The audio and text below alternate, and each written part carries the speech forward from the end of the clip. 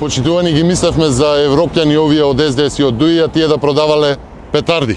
Годинава не може да заврши посрамно за владата од вчерашниот скандал.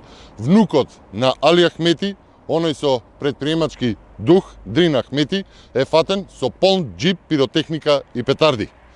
Владата мора да одговори со тоа што нели Али Ахмети е дел од Европската коалиција, а синоќа милионерот Дрин Ахмети, освен што ја купи Соравија, дознавме дека шверцувал петарди, би прашале дали биле европски пиротехничките средства, од која европска земја се донесени, дали звукот што го испуштаат е европски и дали ја информирале Европската комисија за оваа нивна реформа со пиротехнички средства.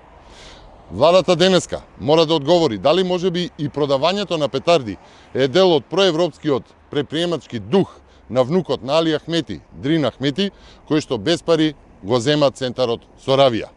Дали навистина Дрин Ахмети има фабрика за производство на петарди или тоа бил лажен изговор пред полицијата? Дали Соравија е претворена во фабрика за петарди за Дрин Ахмети потоа да ги продава? Но почитувани од владата и од Спасовски мора да има одговори. Дали вчера полициските тигри кога го привеле Дрин Ахмети со полн џип петарди и пиротехника, само по половина час потоа тигрите добиле европска наредба да се повлечат од станицата Центар? Дали во системот на вистина првично европски стоело дека е пронајдено возило со петарди, целиот случај да се води како нарушен ред и мир, да нема кривично дело, да нема ниту име и презиме на сторител? Дали Спасовски првично се исплаши од името на Дрин Ахмети тоа да биде спомнато? И дали сето потоа е сменето под притисок на јавноста? Уште што ли се ке доживее Македонија со СДС и со ДУИ?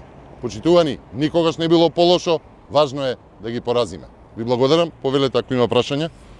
Добро, видовме вчера уште еден скандал во МНАП, со оставки од ракопитните лица. Па добро, почитувани, во владата снимаат демек проевропски реклами, а шиткале петарди. ДУИ и СДС, како и до сега, повторно на контролата на летање гледаат македонска неофицијална агенција за вработување.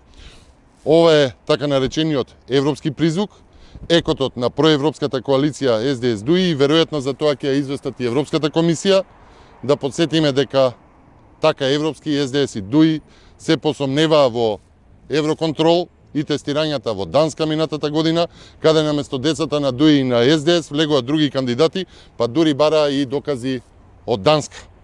Постојано има скандали со огласите и приемите во МНАФ, каде напикаа роднини, деца, внуци и коалицијски партнери за плати неколку пати поголеми од просечните. И лани имаше скандали со вработувања, а претходно да подсетам, скандалозно вработуваа роднини, деца, зетовци, братучеди, напратеници и министри од СДС и од ДУИ, како роднините, например, на министерот Љупчо Николовски, беа менувани и членови на комисијата за прием на работа во МНАФ. Почитувани, никогаш не било полошо, важно е да ги поразиме.